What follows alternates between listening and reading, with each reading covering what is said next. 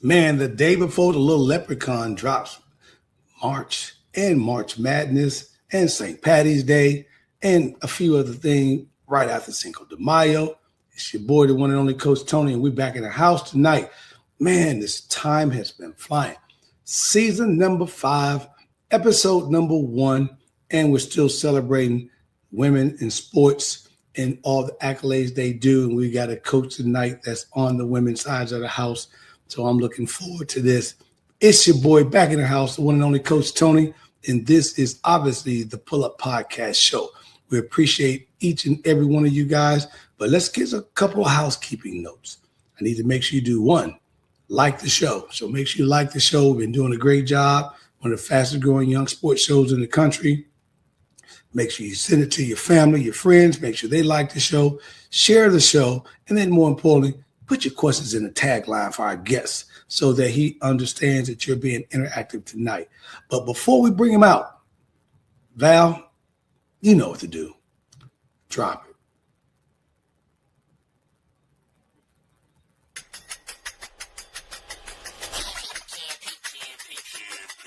It's the Pull Up Podcast. It's the Pull Up Podcast. It's the Pull Up Podcast. Pull up, pull up. It's the Pull Up Podcast. It's the Pull Up Podcast. It's the Pull Up Podcast. Pull up, pull up. Bounce the boys and Coach Tony, you know.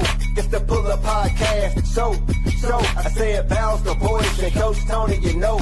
It's the Pull Up Podcast. So, it's the Pull Up Podcast. It's the Pull Up Podcast.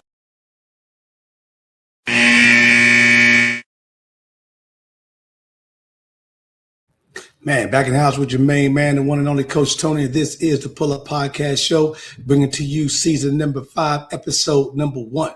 And I'm loving tonight.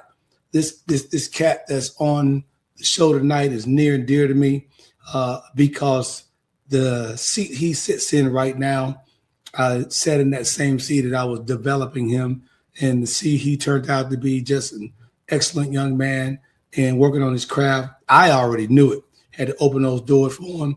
I can tell by that photo, too. He's looking all cool on that picture and whatnot. But Coach Kyle Upton from East Nashville High School here in Nashville, Tennessee, has been a stellar on the sideline, breeding nothing but championship year in and year out with the young ladies. And that's hard to do, to be able to do that. And now he's gone from a player to a coach to a mentor. He's starting to develop, starting to come into his own. And I see nothing but big things on the horizon as this young coach right now is starting to take big steps in college basketball, high school basketball, and who knows where he can go. But he's getting started in the right place right now and getting his feet wet, and he's doing some great things. And I don't bet that within the next few years, he's on that next stage doing some big things. But I don't want to spoil all the information that we're going to talk about. So let's bring out my guy, Coach Kyle Upton. Welcome to the stage. Coach T, what's going on, man? How you doing? What's good, baby? Welcome to the show tonight, man. How you doing? I'm good, man. It's a pleasure. It's a pleasure. I always be amongst greatness. It's always a beautiful thing. So I appreciate the invite. You got me smiling so much, man. You don't even know. It's just a pleasure to have you here, man. You know, for other people looking, it could be one thing, man. But, you know, as I transitioned from Chicago to Nashville, you guys made my life one of the best transitional moves that I could have made. Because I was only, you don't even know this, but I was only planning to stay here 5 years. I was 5 and out. I was like 99, 2000, 25, I was out. But that wouldn't have been a bad move. Why? Because we dropped the national championship during that same time. So let's jump into this with both feet off the high dive instead of that little baby boy high dive, man, like we're in the Olympics. But let's take the guests back into a young Kyle Upton's life so that we can kind of build that stigma so the guests know who you are. Tell them a little bit about where you're from, what high school you went to, and then the sports you played while you were in high school. Yeah, for sure. Thank you for the quick introduction. So born and raised in Nashville, Tennessee. Went to Antioch High School. Graduated 2008. It's a long time ago, man. I feel like forever ago. But so yeah, born and raised in Nashville. Played multiple sports growing up. Also played sports in the Parkwood area, PAL. So all Nashville sports bases, Great Marfa football. Just a local kid, playing sports around the city. Had great mentors, had great coaches to put me in the directions I need to be in to be successful. So, including you as well. Man, I tell you, and we get an opportunity to cross paths. It's 2003, 4-ish. At that time, you were 13U. We were with Tennessee Thunder. Had a couple of years to kind of build what we were gonna do, and everybody know what we built when I talk about it in a few minutes. But at that time, we're talking about the infantry of AAU around here. Mm-hmm. And I talk to people about this all the time. There wasn't, as I say right now, they're getting participation trophies right now. That's what I'm telling you. Yeah. And Kyle, I always kept it real with you guys all the time. But as you were in a young infantry stage, and and this was pre-Antioch High School, so you were still in middle school at the time. Yeah, correct. Getting ready to come out, when AAU got a chance to be introduced and I came along, we started to put together that Tennessee Thunder team. Man, how did it make you feel knowing that you were part of something bigger than just being at your middle school or something playing ball? Yeah, I think one thing that stands out to me is the camaraderie between our friends, my peers. I think that at JFK, our friends became family. So when you think about Tennessee Thunder, you think about the great job that Coach Michael Williams did putting that organization together and putting everybody in the city in the same gym. And I think the camaraderie, the ability to learn to play against other teams, other players in the city, older cats, younger people, it just built a sense of competitiveness, camaraderie within the city.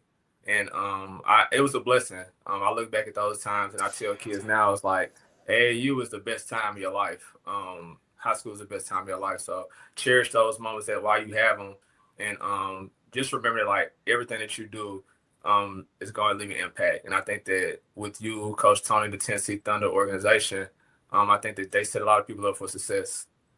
Man, I tell you, man, it was great, man. Hey, Coach Parker, checking in from the 312, man, from the Chi. Welcome, man. And my sister, baby girl, checking in down in Tampa, Florida area. Appreciate you guys keep calling in. We talking to my guy here tonight, Coach Cal Upton East High School, Nashville, Tennessee. Make sure you like and subscribe to the show. And I think, Cal, you hit it on the head, man. I think that the introduction for me was just as good because transitioning from Chicago to Nashville, trying to meet people, trying to do some things, wasn't intending on getting back into sports because I had moved here on this marketing sales side of the house. And then along comes Coach Merritt and Mike Williams and my girl, Sheila Gibson. I don't know. I'm about to see the show, Cal. I just had Sheila on the show. Oh, wow, really? Oh, man, it was great, man. And she's now involved with Athletes Unlimited here in Nashville. It's great. We had a wonderful talk about that and all that. But coming into that AAU, and as you just mentioned, it's the camaraderie and building. I'm going to say something. I know you'll jump onto it. What I like more than that was that second year at 14U, right as we was peaking before we got to that 15U, we started to really play a lot of teams at that time, around the city of Nashville. It was only 5 teams. And everybody was in the gym. I mean, Saturday was like high school night. It wasn't, Friday, Saturday night. And that was at the time, Kyle, we played on Friday night. I mean, we had to travel and play the same night you got there. Yeah. So that was hard. But as you just mentioned a moment ago, building up the friends around the city. Once we got to that 15U team, then we started to get to you and Gilner and Marcus and Tony and Ryan and Jonathan and all these guys that was coming in, Scott and these guys. It was nuts, man. How did you feel? Because at that time, we're pulling kids from all over the cities and different areas, and now you're having to make one squad and starting to play. Because the attitudes get there, and you had to deal with that for a minute. Yeah, for sure. I think it's just a melting pot of good basketball. When you bring kids from county schools, from inner city schools, students, also schools from around the states and the border states, bring them into one gym. It's just a immense opportunity to learn, to play against different styles, to play against different brands. And each day was a competition. So each day was compete with each other, show you who's the better player in the city, to show you who can shoot the best, show you who has the most swag on the court. So I think each and every day, when you bring in different people from different areas, it was just an opportunity for you to compete and show who you are and show your name is in the city where you are. And I think that it just led us all to be successful, like through sports in general. Oh yeah, and I love it. And if I got to tell two funny stories back in the day, I'm gonna let you tell one. One, we're gonna probably have the same. What is one of your funny stories of that 15U? By the way, guys, this is my leading PG, and I remember, as he came into the program, I told him in his face, "You stay with me, I'll make you one of the best point guards in Nashville scene." Period, point blank. But we was grinding. We were working out at Fisk University, 110 degrees inside the gym, and I'm not joking. And telling me one of the funny stories of that year, because that was a long year, but we built a lot of closeness in that year, man, that you can remember. Man, I would say, this story got actually a lot to do with you, man. I think we was heading in Florida. We was going somewhere. It was a long night, and people don't know like the sacrifice that coaches make, especially with AAU, where you're driving a van full of 15-year-olds that ain't been out the house all week, and now we going to Florida for the weekend. But I think that one of the things that like just showed your dedication towards us and our program, and you willing to develop us, was you had drove probably like 8 hours straight, probably 2 stops, and you start dozing off. And, and Yo-Yo, rest in peace of soul, Yo-Yo woke you up and like slapped you in the back of the head while you was driving, like, "Wake up, man, we gotta go win the championship." And that just always stuck in my head, is that like that the sacrifice that coaches make, the long hours that y'all put in, that we put in now, because being on the coach's side, and like making that sacrifice away from your family and your friends, just to like put people in a position to be successful. But yeah, that's the story that like that always will stick with me, because like just to see your hard work and your dedication by like taking time out your day and out your life to put us in position to be successful. Yeah, I'm gonna tell you a funny story. You're gonna love this one. So we come out of the gym at JFK. It's cloudy outside.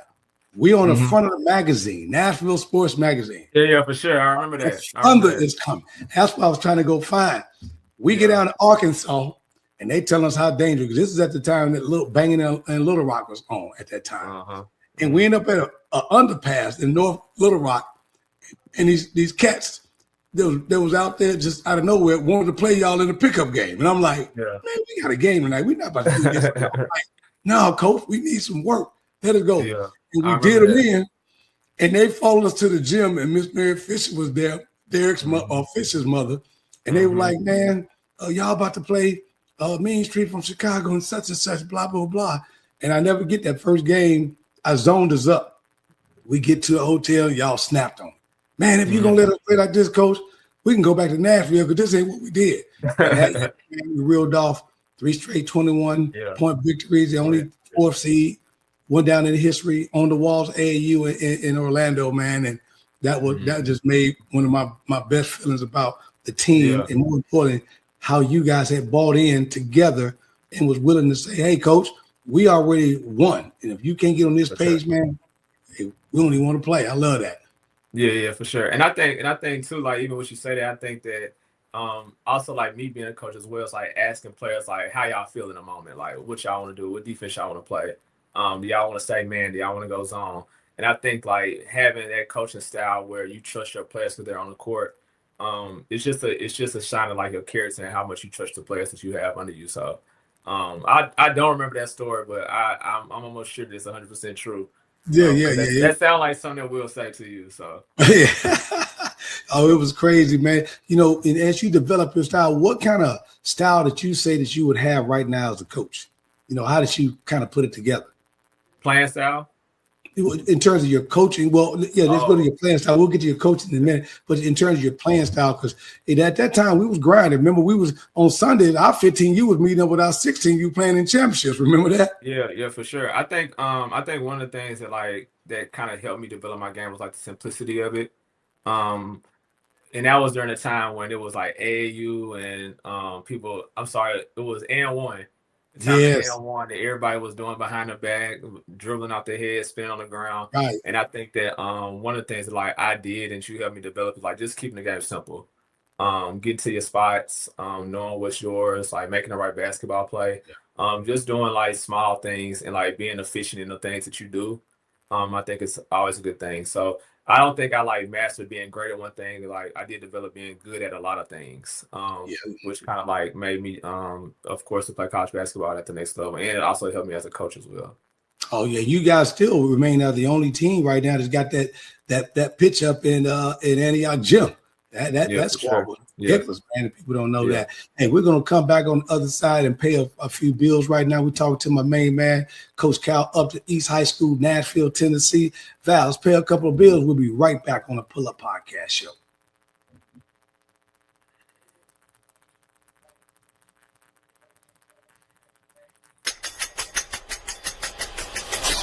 Who you got?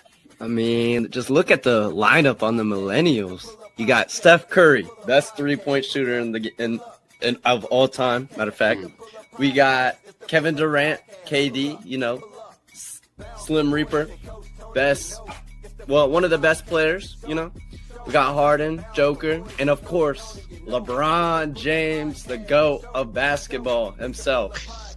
And he's the all-time leading scorer. Brings teams from the bottom all the way to the top. Without him, I mean, man. I'm going to answer that. What would basketball even be? I'm going to give you that in a minute. But, okay, Coach Justin, what you got? Man, it's tough. I'm thinking about it. Magic is going to be AI. Jordan is going to be Kobe. Shaq is going to get the edge on Hakeem Olajuwon. Tim Duncan is going to get the edge on Charles Barkley. Larry may have the edge. Millennials, I got to X out the Millennials just because they have James Harden on there. If they might replace him with someone else that I could think of, I probably would pick the Millennials over everybody. Let's go. Let's go. Let's go. It's the Pull Up Podcast. It's the Pull Up Podcast. It's the Pull Up Podcast. Pull up. It's the Pull Up Podcast. It's the Pull Up Podcast.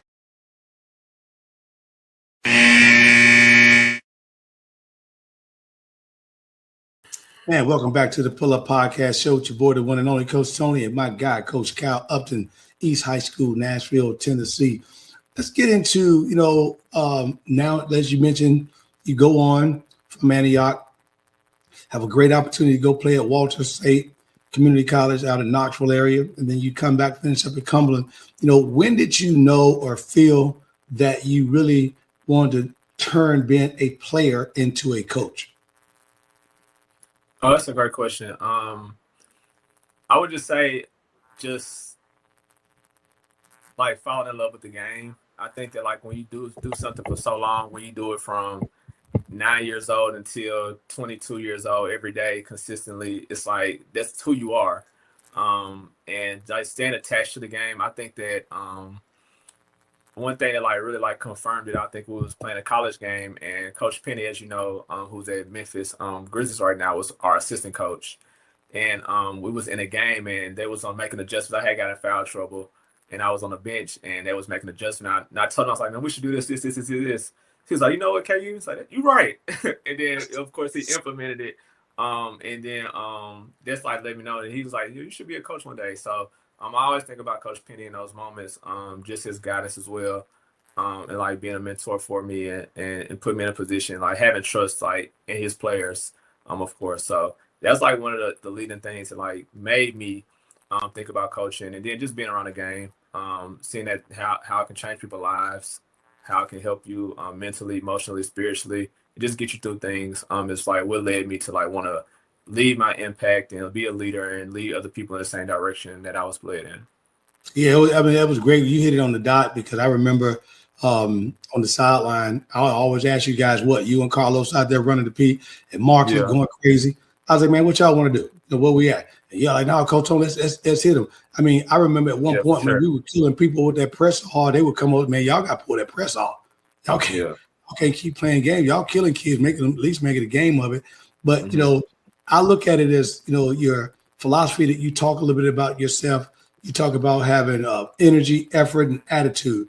Break that down for me a little bit as you talk to your players about the energy they got, the effort that they're giving, and then the attitude, how it all mixes together to become a complete player and being able to, or at least the player that you want to have play for you?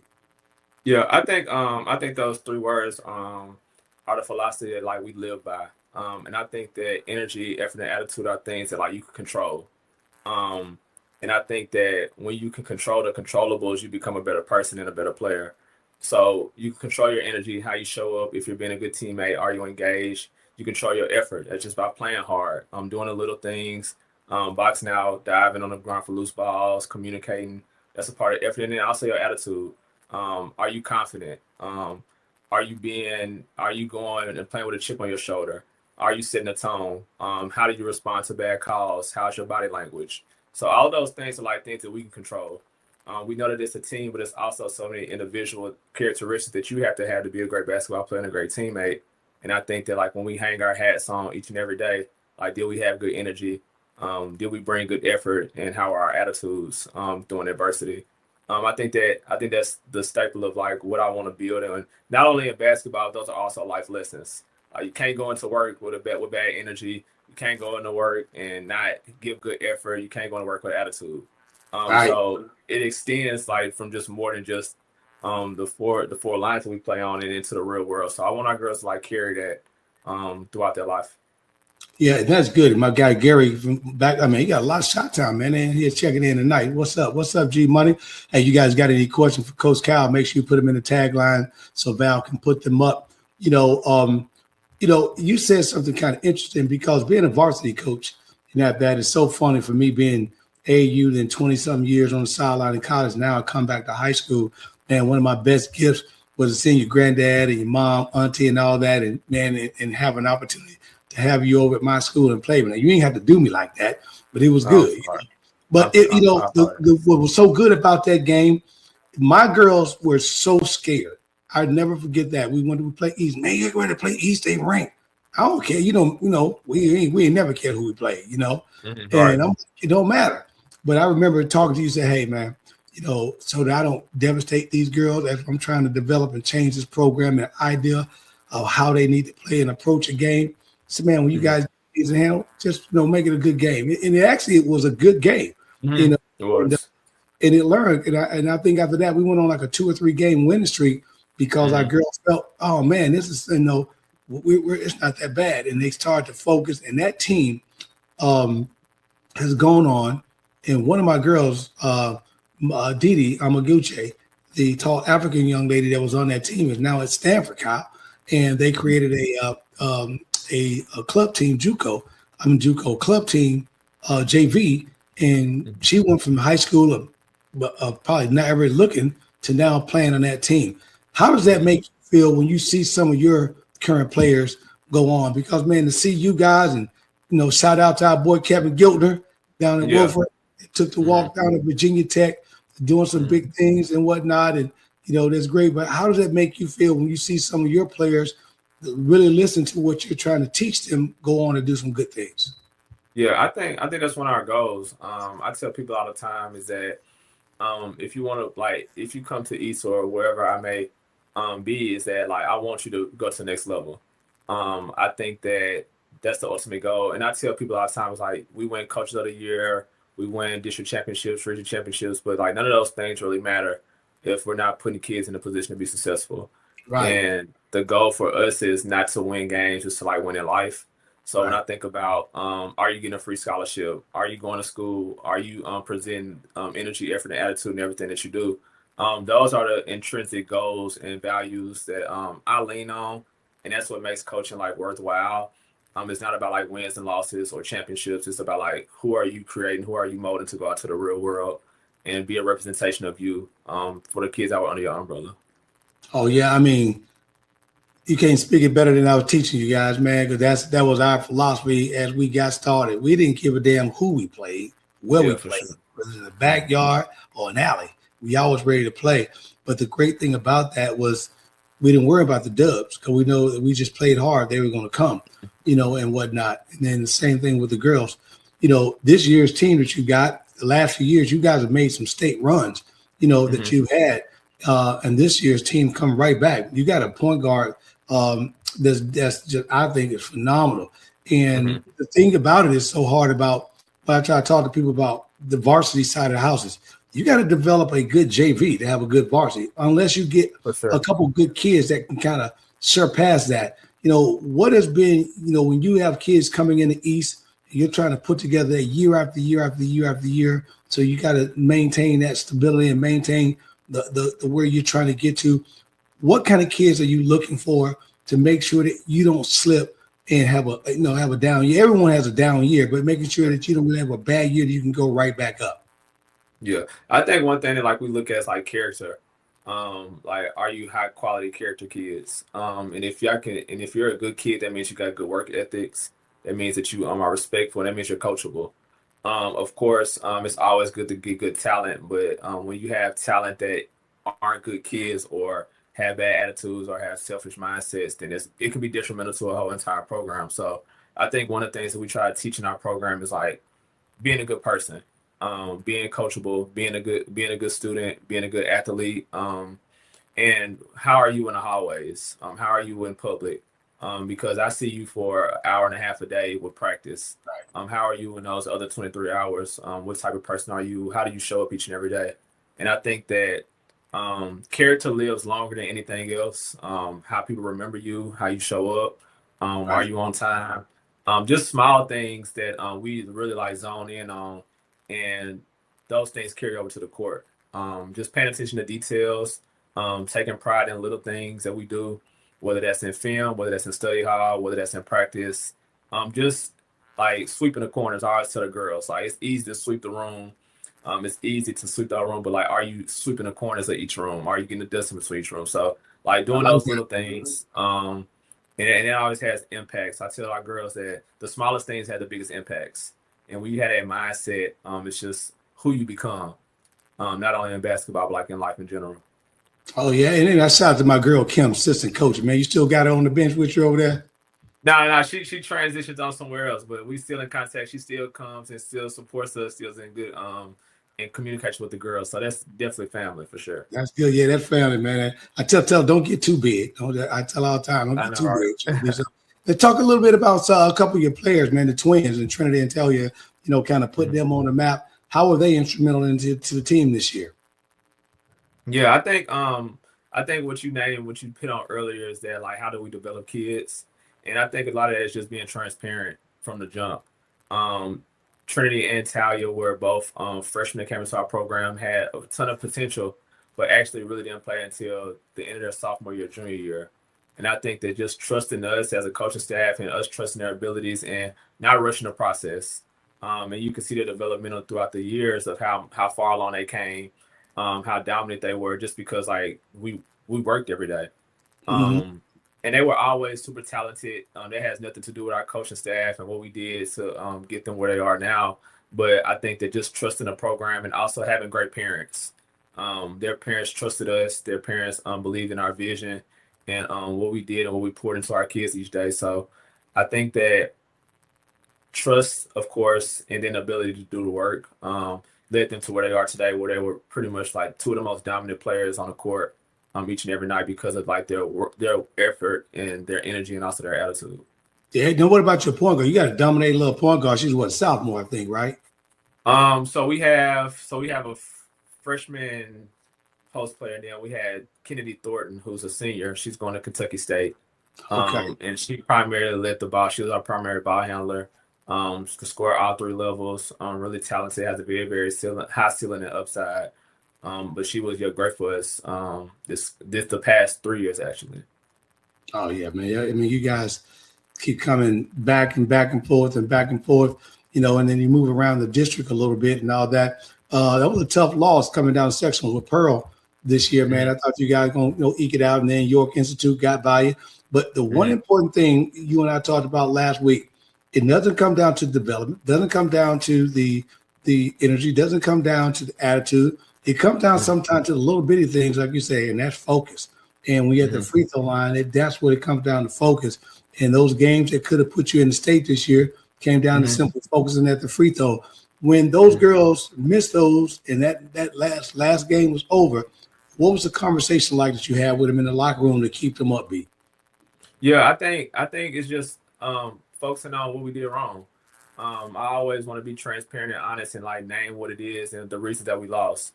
However, it's just getting back and like working on things you need to improve on. So we jump back in, and I tell the girls, and this is any other program, you see it in college all the time. Is that like free throws win and lose close basketball games.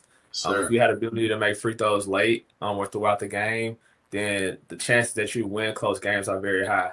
If you miss those free throws late in games, and the chances are really low that you'll lose. So I think that just doing small things and then just taking time to do it, staying in the gym, staying after, perfecting your craft, finding a routine. And I think a lot of the things that this generation has to like really improve on is just confidence. Being confident in your ability, trusting yourself that you put in the work and the work that you do will outpour. So I think that just zoning in on the things that we need to improve is always how we uplift, because there's nothing we can do about the past. It's like, how do we fix the next incident, or how do we fix the next problem that we'll face? So just get back in, just zoning in on those things. Well said, man. Can't even complain on that. Ask Cal, what's up? Welcome for checking in. And my boy K Springer, baby. What's good? Thanks for checking in. Talking to my guy, Coach Cal Upton here, East High School, Nashville. We're going to take a halftime break because Coach understands I don't like to lose. I got to go talk to my squad. I ain't trying to lose this game. Val, pay some more bills. We'll be right back on the other side with the Pull Up Podcast Show.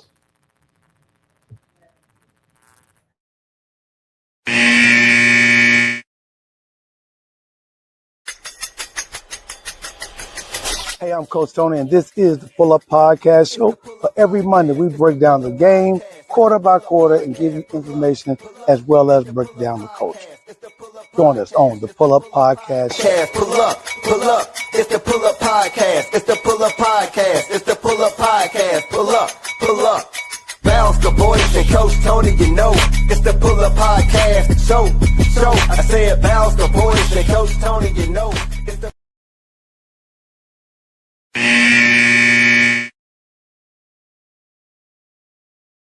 Man, welcome back to quarter three here on the Pull Up Podcast Show with your boy, one and only Coach Tony, and my guy, Coach Cal Upton. Val, when you get a moment, that picture that I sent you, throw that up there, because I'm having laughing for a minute. We're going to talk about it. Man. Yeah. You know I got surprises for you, man. So that's how it works. But listen, you know, the thing that I want to do, man, is give you your flowers, loving you as a player. I thought you was one of the players that I had that always listened, always wanted to go next level.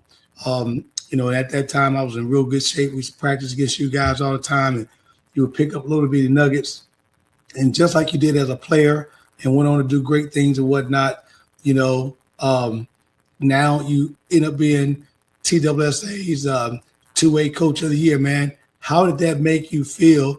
And what was the formula to get you in that situation so that you could be considered a Coach of the Year here in Tennessee?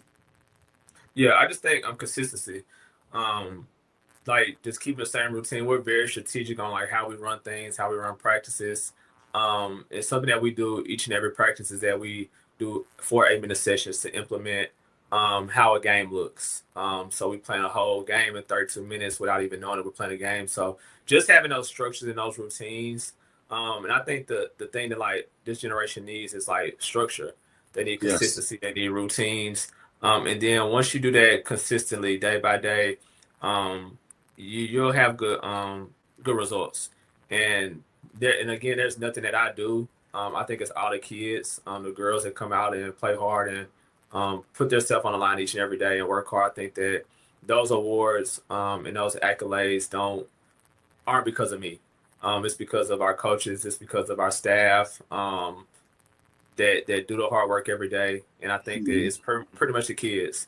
And of course, like we get those awards and they look good, but however, like it's pretty much about like what the kids do and what our coaches do each and every day and the work that we do consistently. You got them running them 33s? Nah, this generation different, man. We can't do no 33s. Can't put them on. Hey, they can't do that. Yeah, we'll be on the news with us at 33. He's gonna be on the news. And you really be running them out the gym at that point, because they'll be like, Coach Cal, they're killing us. I don't even want to play. I got to transfer. You know, no more. But you know, it's so funny. You know, when you're looking at that, and do you have a player that kind of remind you of your coaching style that you're kind of in their ear? Because you know, we used to play all the time, and you guys would come to the sideline. I always say, "Hey, Cal, what are you looking at out there? What do you see?" because I don't know if you remember, in practice, I always give you guys the example of the two soldiers in a bunker, and one soldier falls asleep, and one soldier's supposed to watch the other soldier back. But the one soldier who's sleeping wakes up, and the soldier who's supposed to watch my back is sleeping.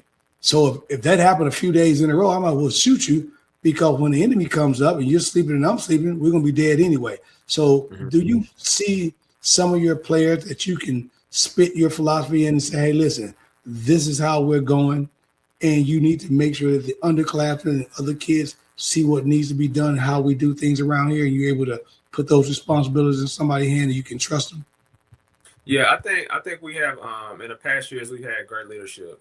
And I think it's also important that like kids are there all 4 years. That's the only way you can learn. That's the only way you can keep the culture going, because culture like starts in the locker room. Yeah. Who the leaders are, identifying the leaders, and then also just being a start your role. I think that we try our best to identify roles for our players. Like, this is what you do well. This is what's going to help us win games. But when I think about a player that kind of had that same philosophy with me, I would say probably a guard by the name of Tamia Shaw that she graduated in. I still talk to T all the time. She was a dog. Yeah, she went on to play on Division I basketball at Austin Peay University. And I remember her freshman year, I would just say, man, you being soft, like, you're not a dog, like, just stand on her consistently. And she turned that corner by her sophomore year.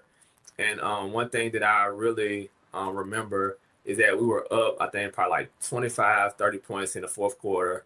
And it was a loose ball. And any other kid, it's a loose ball. We up 20 points. We're not going to dive on the ground. And she went full head of steam, dove on the ground, hit her head against the chair. And that's when it clicked to me, like, okay, like you figuring it out. Like, right. You understand is that like, you got to play hard no matter the score, play hard no matter who's watching, because you just never know who's there. And funny story is that the Austin Peay assistant coach was there. He called me after the game and was like, hey, like, yo, point guard dove on the floor of 20. Like, is that who she is? And with confidence, it's like, that's who she's becoming.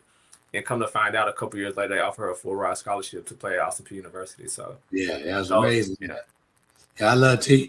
What looking at as a former player and a superstar developing coach, what are Coach Kyle's non-negotiables? What are the things that you're like, I don't care what you say, how you say it, these are non-negotiables?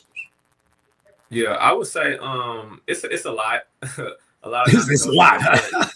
I do think that I feel like in leadership, it's always you have to be considerate. And then when you're dealing with young women or young men, not knowing what's going on at home or not what they face this morning, it's always a great place to give grace and just be understanding. So we do have non-negotiables, but however, like, we are willing to sit at the table. Scott tripping. Yeah, Scott tripping. You see on that too. Yeah. But we do sit at the table. We talk to kids in our office. We have hard conversations. We address the issues, whether that's privately or publicly. But we also want to give kids the grace, because this generation is a lot different. They deal with a lot more. And I think it's best, like, as a leader, to like show up like how you want to be led, and be the lead, and be the person that you needed when you were younger. So we do have non-negotiables, of course, but we also talk about these things. We try to work through these things because they're still 15 to 18-year-old. They're still children at the end of the day. Right. And they have to understand that small impacts can be detrimental. So we do have things that we stand on. We do stand on business about certain things, but there's also things that, like, we are willing to talk about to work through. Right. Yeah, let's get my Midwest bully in the house. My brother, another mother, Scott Wallace. You talking about trickle down effects? Scott talks about who's the best announcer. I don't even need Cal, and I can answer that. I don't think that me doing radio here tonight is without Scott Wallace. Scott, while I was at FIS, opened the door. Well, we did our radio show weekly at Tennessee State. Cal, I was like, wow, man, I can transition from this, because I was already a mouth, already coaching, and to do this and then talk to people, man, I was like, man, that's my avenue. But without Scott, I don't have that. But being that announcer, and the thing that you do, because obviously you came and played me at my school, we ain't got that. I can't get the nuns to sit on the sideline and do that. You know what I'm saying? How important is someone like a Scott Wallace to East High School's program? Yeah. Sky. When I see Sky walk into the building, man, I roll the red carpet out, man. He does so much like for kids, and it doesn't go unnoticed from our end because what he does is that a lot of kids don't get the opportunity to do. Just to hear your last name be called out there and start lined up with some passion and intensity, Yes, sir. it makes you want to play hard. It gets the fire lit under you, where you can just go out there and be confident in yourself. He provides stat sheets for us, so I can know when a kid got 10 turnovers. Right. So now I'm crashing out at halftime because of Scott, but I do think that like the opportunities that he provides for this generation, especially inner city kids, is what's important because they might not ever experience that. This might be their last time where they get their name called in the star lineup, or they might get a praise or a shout out during the game. So it's small things, but I think those like small things that he does each and every day has the biggest impacts on kids and how they feel and how they show up. So Man, shout out to telling you, Scott, man. I appreciate you and all that you do. Mark. And the funny part about it, Kyle, he didn't even know I was going to give him a call this week anyway and tell him to do my All-Star game. So that's funny. But, I love him to death because what you just said, his knowledge of the people he's met since he's been here and put on. For me, walking in the East Gym when you guys are playing, packed crowd, I'm walking in. He sees me, throws my name on the loudspeaker, man. Yeah, for sure. Cool, man. I just love how he does that and keep it engine. At first, Kyle, I thought, man, damn, this is like the newcomer to Funk Master Flex. You know what I'm saying? Yeah, for sure. But it's great. And I will say this, Scott, too. Also, man, his role is so important. Like he can change the whole dynamic in the gym. I think that the boys had a sub-state game the other day, and he played a song like going into. That's the one against White House Heritage. No, it was Cannon County. So this past Cannon County, and the song was played, and it changed the whole atmosphere in the game, and the boys went on like an 8-0 run because like the atmosphere that he created. So it's like I said, Scott is a GOAT. He's so important to like inner city sports, and we are very appreciative of him for sure. Oh yeah, I mean you just hit it on the head. Inner city, obviously I'm a Chicago inner city guy. People don't come out and do that unless you got some good things going on. And I'm gonna tell you right here, this is free advertising. When you come to Nashville, East Nashville High School, you want to see high school basketball played well, consistent. Make sure you get a ticket. And next year, you make sure you get a ticket. And like the pull up, you pull up on them and check out Coach Kyle Upton and what he's got going on. This is a difficult question I'm gonna ask you because I know it's kind of one of those questions that you asked me about when I was coaching you guys, and that is when your girls are done, like your girl get ready to go to Kentucky State and the Twins and the girls you had last year and so forth and so on. Parents are kind of funny. We talked about that. At one moment, they loving on you. The next moment, you're the worst coach that was ever entered their child's life and whatever. Mm-hmm. When your kids leave and they move on, what is the one thing that you hope that the kid or the parent say about Coach Kyle Upton? Yeah, I just hope that they say in their name that like I'm a person of good character. I'm a person that like shows up each and every day. That pours into kids. Unwillingly, I don't ask for anything. I just ask you to be the best version of yourself and play hard. And I think that sometimes discipline is a form of love. And I think that when you have high expectations for kids, they want to do well. There's no kid walking around that wants to do bad. There's no parent walks around that wants their kid to do bad. So right. I think the parent partnership and a parent relationship between coach and parent is super impactful and it's super important because those are their children and they trust you with their kids for 4 years to put them in the best position that you can put them in. So to a certain extent, you have to be receptive. You have to be willing to understand because these are their kids. And I don't have kids yet, but when I do have children, I want them to be coached with a coach that cares about them and loves them and want to be them successful. Man, that's great. And my boy, Coach Justin Allen, just check in. I know he's going to have a question for you in a moment, but I mean, I love that because, it's difficult. I talk to parents all the time. I do the Kyle when you guys are playing, and the piece and the part that I hate, that I love you just touched upon it, is that parent that wants to be a sideline coach, don't know about the game, or that parent that want to live through that kid, and it's always the coach's fault. But when you put that kid in a position to play and the kid then screws up, it shows the parent they want to come back and apologize. That's the one that gets me. So parents, like Coach just said, let the kids be the kids. Just support them. Let the coach be the coach. Support them and watch the good things come about. And speaking of that, we're going to come back. Last break of the day. We got to pay one more bill in the house before they cut my lights off. Val, let's do that. We'll be right back in the fourth quarter on the Pull Up Podcast Show with your boy, the one and only Coach Tony, and my guy, Coach Cal Upton, East High School, Nashville, Tennessee. We'll be right back.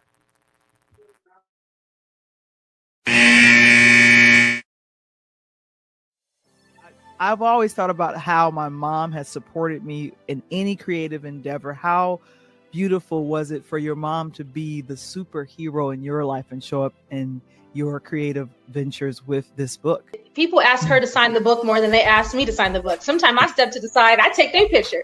And, we have to celebrate our mothers. We got to celebrate our beginning. So she comes out with me. Every event, she is there. Even when I tell her she does not need to come, she will show up in the parking lot. And I'm like, oh, okay, you coming? Okay. I'm like, all right. Right. And she got a bottle of wine in her hand. What in the world? Why are you giving her alcohol? No, I'm just saying. She showed up in the parking lot. She got a bottle of wine, nice wine. She's going to set it down. She ready for the show, Val. You know what I'm saying? Because the funny part about it is, CJ, I've actually talked to Val. I thought about, writing a book myself called My Man's in Them. But, I love it. And look at Val. My man's in them. My man's in them. But you got to read the book. You got to read the book. But it's a play. CJ, I apologize because Val should have dropped some old Dub C so you could have came out crip walking. You know what I'm saying? I'm not flamed up right now. I got to hold on. Trying to get me shot. Going back to school tomorrow, like, I saw you, Miss Charles. I saw you. I mean, I can crip walk, so please, but I'm kind of, authoring right now. You guys are funny.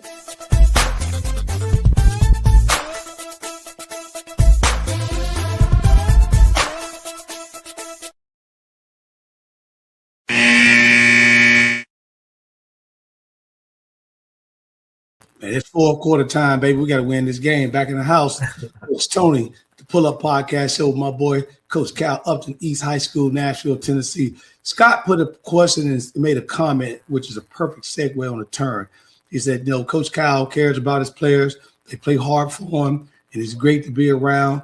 And that, not only are they playing hard, but the families, they support him and they love him. You and I talk all the time, Cal, about the mental aspect of these kids. And looking at when you were a player compared to kind of like, it's not like it was long ago, right? But you're coming up on 20 seasons or 20 years within the next couple. And looking at that, looking at the mental aspect of these kids nowadays and the emotional load, what are you seeing in terms of your players versus when you played in some of the same things you had to deal with? Yeah, that's a great question. Thank you for that. I think that the mental part of sports is probably more important now than ever. I think that this generation has so much access to different things, social media bullying and peer pressure, and just the pressure to be successful. And when kids don't have the space or the opportunity to talk to people about those things, it becomes bottled up. Which leads to depression, which causes lacking confidence in how they play, because they don't have that outlet. Right. I think that the mental health is very important, and I'm actually in the process of putting some things together to help tackle that within the generation, and just all throughout sports, because it's not just a basketball thing. It's volleyball, soccer, anything, any sports related activities, because these kids, they do deal with a lot of pressure. They do deal with a lot of peer pressure. They do deal with a lot of social media. And you can see how it impacts their play. So I think it is something that needs to be tackled and addressed, because at the end of the day, these kids still have to find ways to cope.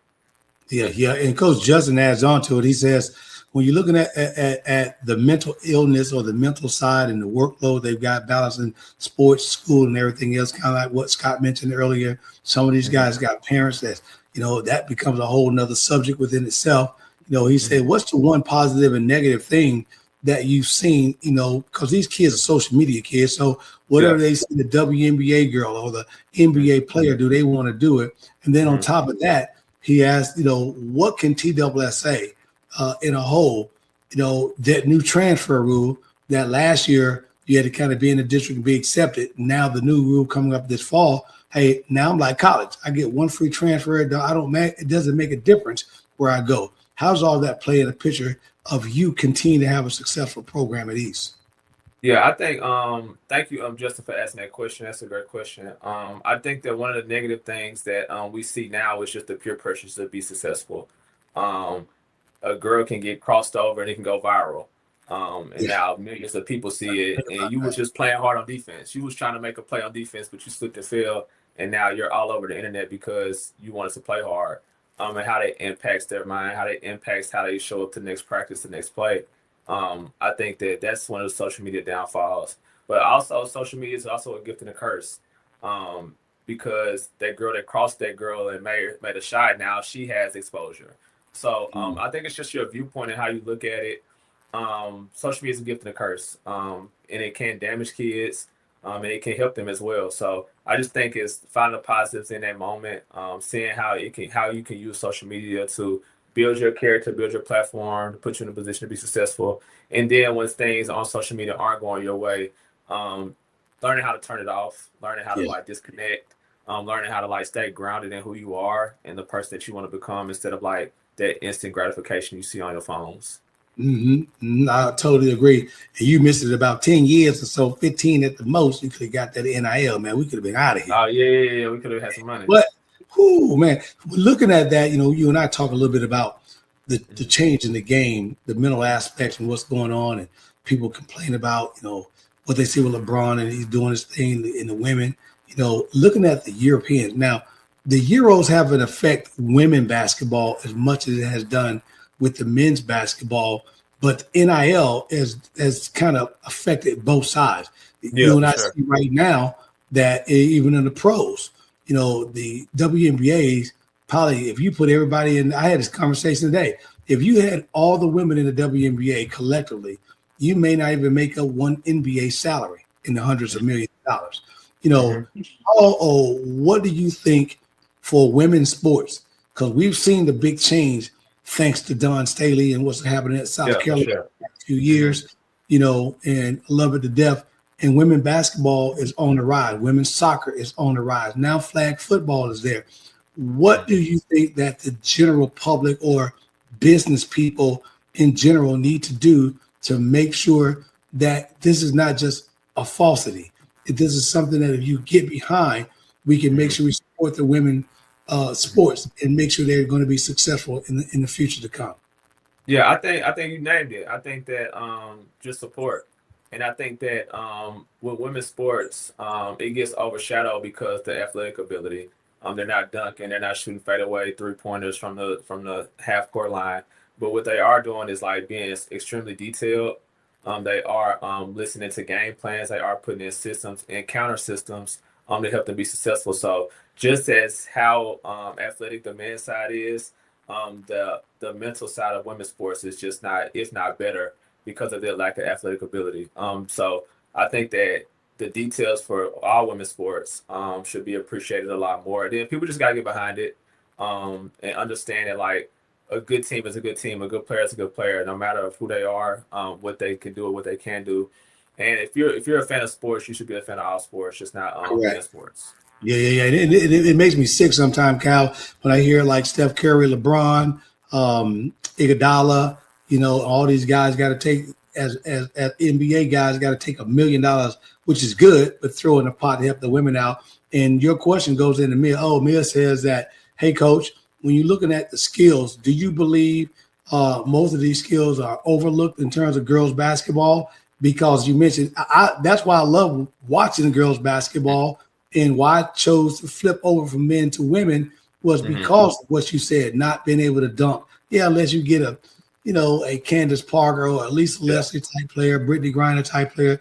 But for the most part, be able to, they can still punch dribble. They got the snatch dribble. They got the spin outs to move. Yeah. And if you haven't seen, you better turn your TV on Juju Watkins. I keep telling everybody. I know she, but she the business and all that. But what do you think about her Mia's question?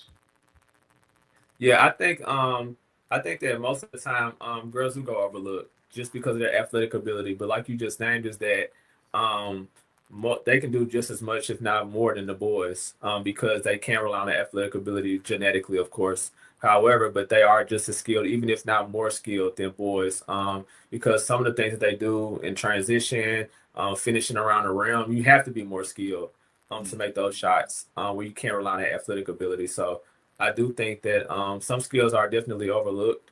I do think that it's just recognizing and seeing and appreciating sports and basketball and girls' athletic abilities, whether it's flag football, soccer, basketball, tennis. Girls, women, and girls are here to stay in sports, and I think that men and other people just have to be supportive of that. Yeah, I think so. And I got a question that was texting me, a very, this is a difficult question I was going to ask along the same lines because I get it asked me all the time. And that is basically when we're looking at the new wave of NIL, and we know that's changed the game, changed the landscape and everything it is. And I'm struggling right now, Kyle, to get some of my players, men and women, boys and girls, high school opportunity. It's great to hear your player get ready to go to Kentucky State. My speech is not the same speech that I gave you guys, right? It wasn't that 05, 06, 07 that we was grinding it out. That speech has to change. So looking at the new players and these new girls, when they walk through and they tell you, Coach Kyle, I want to play at the next level. Back in the day, everybody, D1 this, D1 that. Now that you can go play JUCO D3, and as long as you're doing what you got to do, make moves up. What advice are you giving your young players as they're coming through the program to let them know that you're not only supporting them, but you're giving them the correct information to get them to the next level?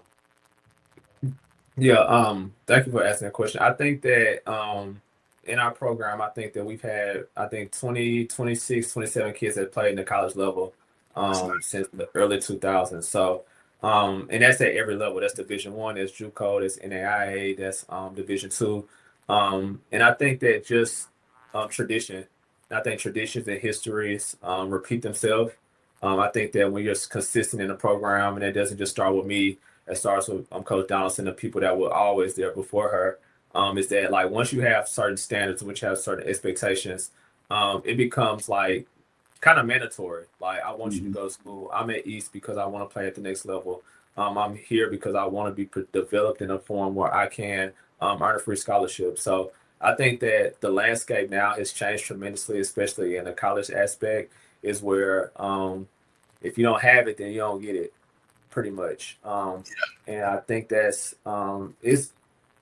it's a lot of mixed reviews when it comes to that, because if I'm an 18, 19-year-old child and somebody tell me I can make $100,000, right, and I'm gonna choose that school whether I'm playing or not. You know what I'm saying? So exactly. I think it's just different, and the landscape has changed, but it come down to like your morals now, your integrity, who you are as a person.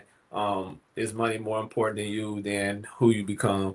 And I think that's just a question that like also ties back into the mental health of things, is that these kids have so many different pressures, so many different responsibilities. We don't know if he needs that NIL deal to pay for his mama's car or her insurance. So there's a lot of things. Or a hospital. It could be anything. Like you have the opportunity to provide for your family. And when you have kids that come from nothing, you can't turn that opportunity down no matter where it is. Hey, I tell you, man, I love you, boy. That's why, I tell little Tony all the time. He always talk about, you already know you got a good coach in your corner when you always communicate with him years later. My coach, high school, Morton Park, Chicago, just passed away, from my class 86. And I still, every time I brought the AAU to Chicago like you guys, I always called him. If there was one thing that you could leave advice for young ball players right now coming up in the game and all that, what would that one piece of advice be? I would just say you get out what you put in. If you're working hard, you're in the gym, then that's gonna show. If you're locked in the classroom and locked in your academics, that's gonna show. But I think another thing, I talked to one of my kids today during our exit meeting, is that sometimes you just have to outwork people. People go work out in the gym, people go once a week, but like, are you willing to outwork the next person? Yeah. And that's really what it comes down to, because working out is easy, but outworking somebody is difficult. And I think that the more work that you put in, whether that's emotionally, mentally, spiritually, I think that you become who you are. And when you do good by yourself and you do good to yourself, good things happen to you. There you go. I love that. And Val just had a picture she took down. Val, put that picture back up for me, please. Yeah, I gotta look at that. I gotta zoom in so I can get a good. Yeah, she got to zoom in. She got to put that picture back up. That was one I wanted earlier in the show, but she just threw it up. The team picture, the one that's the team picture. Yeah, I need to see that. And I'm sure some of my boys online too. Yeah, man. Hey, that was that national championship team, right? And we coming up on this is 20 this year, man. Yeah. 20 this year. We got to get the guys back together, man. Looking at you, Carlo, Jonathan, Mike Williams, Tony, Gilton, Scotty, Ryan, man. It was, Marcus, everybody in there. And I think just look at that picture too, Coach Tony, is that we had what's that, 9 kids? 9 kids we ended up and 9 kids, and 9 of you guys, as you said, bit into the system, bit into the program, had the same goal in common, and we executed that goal, man. I think just looking at that picture reminds me of like the unselfishness. Like nobody wanted to take the last shot, nobody wanted to take the first shot. I think that we all had one common goal, and that was just to play for one another. But this also comes with like your chemistry. Exactly right. And those 6'8", 6'9", 6'10" guys on there, man. Yeah. TJ probably 6'3", 6'4", the tallest ones, but I think we're just so connected. Yeah, I think we're just so connected as a group and as a unit. And of course that started with you. And you pouring that into us that like we didn't want to see each other fail. And I think that everybody just bought in and did whatever it took, and was basically like stars at their roles, like we talked about earlier. Like Jeremy we just call him fumbles because he can't catch, but he'll go out there and rebound and get a couple elbows. So I think that just buying into their role and being unselfish and just being a connected group is always going to be a great thing. So that is great, man. What year was that? That was our 05-06 championship, man. 20, boy, 20. Like that. Time moves like that, man. But man, you got the door wide open, man. Of course, this ain't gonna be our last conversation. Like Scott used to tell me all the time, man, you coming back up in here. So you got to come back up in here again, man. But I want that state championship, TSSA, in your hands, coming back up in here, man. I appreciate you. Make sure you don't go nowhere on the other side. When we get off the show, we're gonna be backstage. We act like a little fool. But hey, thank you, man. This has been great. Coach Tony here on the Pull Up Podcast Show with my special guest, my mans and them, Coach Kyle Upton, Nashville, Tennessee, East High School, doing this thing, Coach of the Year, 2A TSSA. It's been appreciative, man. I appreciate it. And Matt, by the way, Kyle, we're doing some big things. As your girls are coming through school, make sure you letting them know, the twins and all of them. You know, I had an opportunity to work on my sports marketing as they launched NIL, and back in 2023, I launched the Rise NIL Sports Marketing Company. Got 7 kids signed to me right now. We got some great deals going on, a couple of Adidas things we got, and it's been really wonderful. To learn a little bit more, reach out to me directly at www.therizenil.com, where we teach these kids how to unleash their potentials with themselves and with the brand, and make sure they can use their social media to maximize their potential and all that, so that's what we kind of do with inside the brand. And then the cool part about it is, man, Kyle, I'm not only doing, the sports side of the house, man. On Tuesday nights, I get with my girl Val, the voice, and she got a little entertainment show, man. I get to kind of open up and go crazy. And on Tuesday nights, it's called Interludes Talk on Tuesday. So if you want to ever tune in. Yeah, for sure. I'm going to join. Check that out. Man, it's been absolutely great, dog. I mean, hey, every year you coach, I'm always in that gym watching you, man. It's not been a year that you've been on the sideline that haven't been at the gym watching you, man. So I appreciate it. Yeah, likewise. And I appreciate you, man, all that you do. And being a leader in my life and guiding me in the right directions as a man. I appreciate you. Your hard work doesn't go unnoticed, like I said earlier. And just showing up, man, it's important. And like what you instilled in me is like what I plan to instill in others. So I appreciate you. I love you, and thank you for everything that you do for us. Man, you're welcome. Just keep it up. And then next week, I got a big time player, Kyle. Stanford University, my girl, Carolyn Moose Hearn. She's going to be on the show next week. Nutritionist right now. Check it out, Kyle. 4-time champ, Stanford. 4-time champ, at Team USA. WNBA champ. Man, she's doing, and she about 6'6". So hey, I need to get her to get you some post moves and sure. What's up. But next week, make sure you tune in because she's going to do something.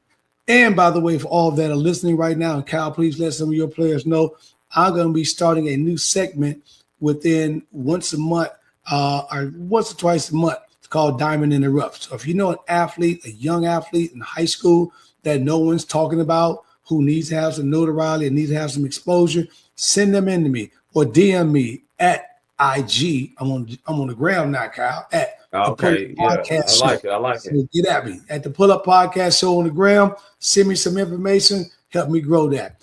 But man, it's been great. But you know, we always say, put that peace sign up like this. Yeah, for sure. Out. Peace.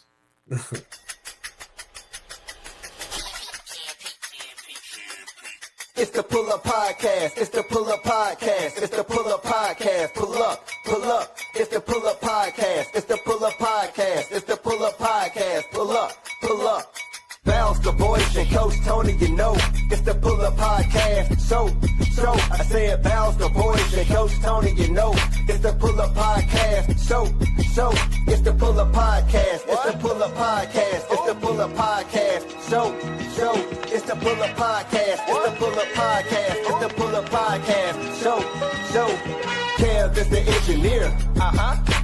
Val is the one you hear. Hey, Coach Tony got the sports show. Let's go. It's the Pull Up Podcast. So, I said Kev is the engineer. Val is the one you hear. Hey, Coach Tony got the sports show. Let's go. It's the Pull Up Podcast. So, it's the Pull Up Podcast. It's the Pull Up Podcast. It's the Pull Up Podcast. Pull up. It's the Pull Up Podcast. It's the Pull Up Podcast. It's the Pull Up Podcast. Pull up. Let's go. Hey. Let's go. Hey. Let's go.